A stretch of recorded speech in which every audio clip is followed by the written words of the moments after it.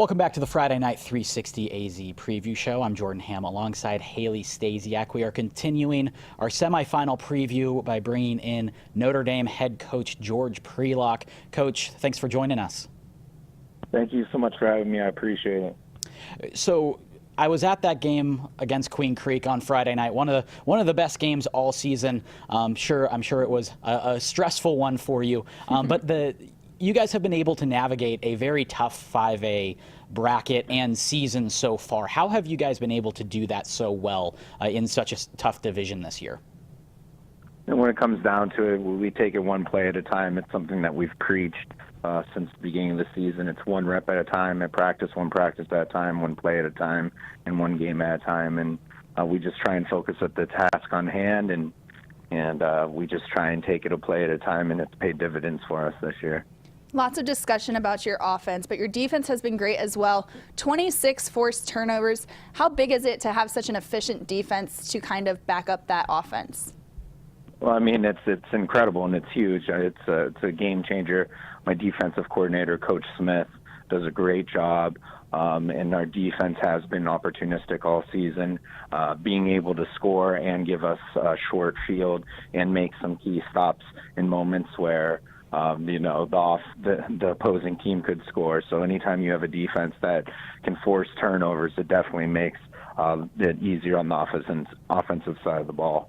Now that we look at the offensive side, the offensive line is so good. Kylan Weiser rarely makes a mistake, and you have two really good guys in the backfield and plenty of playmakers on the outside. Just how have you seen this offensive group develop throughout the season? I mean, they've gotten better. They've worked at their craft, and the linemen have really been able to, as the season's progressed, they've gotten stronger and understand the different block schemes that we give week to week through the repetition that they have. And Kylan's been going through his progressions, and our playmakers are making plays. Once the O-line provides an opportunity for those guys, they've been able to capitalize, and it's just been a complete team effort. I'm very proud of the way all of our boys have handled everything this year. When we spoke about halfway through the season, you attributed some of the success you were having to the drive these guys had. Obviously, not being able to play in the playoffs last year has contributed to that. How are you keeping these guys focused as state gets closer? Well, I mean, when it comes down to it, as horrible as last year was and everything we had to go through, like I said, it was a learning experience for us. We understand the opportunity that we have here, and we're making the most of it. And we haven't forgotten what's happened. We've moved on, but we haven't forgotten. We want to make sure that, when life presents an opportunity, that you make the most of it and you do everything in your power to make sure that you continue to have opportunities. This Friday, you're going down to Tucson to take on Cienega. What do you see out of the Bobcats when you've been watching the film of them? Well, they're extremely talented. Their defense plays solid football, and then they're solid across the board. And obviously, the quarterback, Mr. Joyner, does a great job in terms of being able to be a dual threat by throwing the ball and run the ball. So, and they got some good receivers too. So they're number one seed for a reason, and it's going to be a test. But we're looking forward to the challenge. Coach, good luck on Friday, and thanks so much for joining us. Thanks a lot. I appreciate your time. Have a great day. You too. That was Notre Dame head coach George Prelock. A really good Notre Dame team this year. Like I said, that it was just a brawl between them and Queen Creek on Friday night. A really tough game.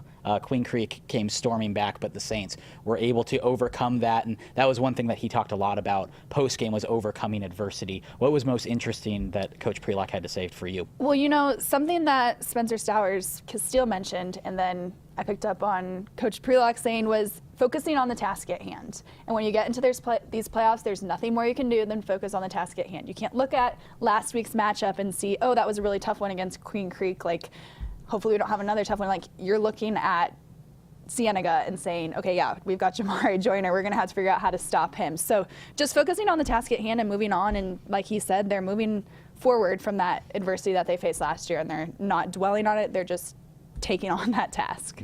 Containing Jamari Joyner is obviously going to be a priority for them, but I think one of the underrated sides of Kylan Weiser as the Notre Dame quarterback is his ability to run. He was very effective against Queen Creek. They were worried about Jake Smith. They were worried about all the playmakers, and he was able to pick up 15 to 20 yards at a time. So that's one thing that the Cienega defense will also have to take into account. Just one more thing for that Notre Dame offense.